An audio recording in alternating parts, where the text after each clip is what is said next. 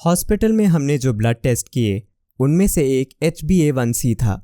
आपने हमें HbA1c के बारे में बहुत बातें करते हुए सुना होगा, क्योंकि जब भी आप क्लिनिक में आते हैं तो हम उसकी जांच करते हैं।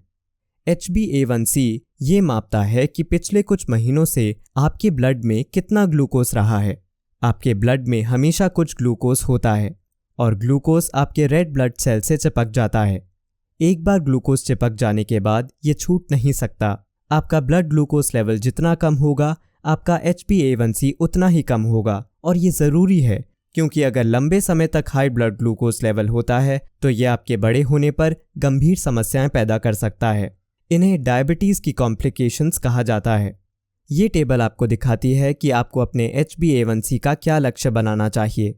जब आपको पहली बार डायग्नोज किया जाता है तो आपका HbA1c हमेशा बहुत ज़्यादा होता है, क्योंकि आपका कुछ समय के लिए हाई ग्लूकोज लेवल होगा, लेकिन जल्द ही ये स्तर गिर जाएगा।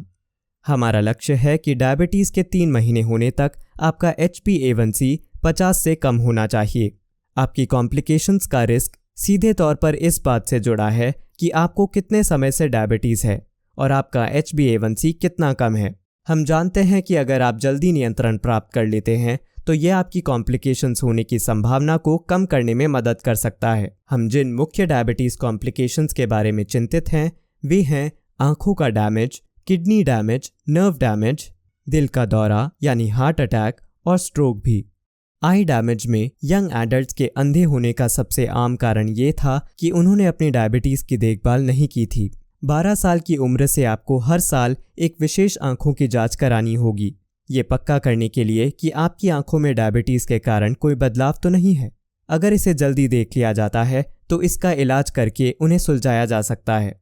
यंग अडल्ट्स में किडनी फेलियर का सबसे आम कारण डायबिटीज़ है, जिसकी देखभाल नहीं की गई हो। फिर से हम 12 साल की उम्र से ही उसके लिए टेस्टिंग शुरू करते हैं। साल में एक बार हम आपका कुछ यूरिन जांचने के लिए भेजते हैं, ये देखने के लिए कि आपकी किडनी ठीक से काम कर रही है या नहीं। अगर डायबिटीज़ के कारण नर्व डैमेज हो जाता है तो आप दर्द को ठीक से महसूस नहीं कर पाते। आपके पैर में एक कट हो सकता है, लेकिन क्योंकि आप दर्द महसूस नहीं कर पाते, आप नहीं जानते कि ये वहाँ है, जिससे इन्फेक्शन हो सकता है और सभी प्रकार की समस्याओं का कारण बन सकता है। डायबिटीज़ वाले लोगों में दिल के दौरे और स्ट्रोक अधिक आम है और यही कारण है कि आपको कभी भी स्मोकिंग नहीं करनी चाहिए। धूम्रपान यानी स्मोकिंग से आपको दिल का दौरा पड़ने की ज़्यादा संभावना होती है, और अगर आप स्मोकिंग और डायबिटीज़ को एक साथ रखते हैं तो आपको दिल का दौरा पड़ने की बहुत अधिक संभावना है। अगर आप अधिक वजन वाले हैं तो आपको भी हार्ट अटैक पड़ने की ज़्यादा संभावना है। इसलिए ये ज़रूरी है कि आप अपना वज़न स्वस्थ स्तर पर रखें। हम साल में एक बार आपके ब्लड प्रेशर पर भी नज़र रखेंगे। डायबिटीज़, जिसे ऑटो इम्यून समस्या के रूप में जाना जाता है, जहां शरीर का इम्यून सिस्टम भ्रमित हो जाता है और खुद पर हमला कर देता है। अगर आपको एक ऑटो इम्यून समस्या है तो आपको एक और आने की संभावना थोड़ी अधिक होती है।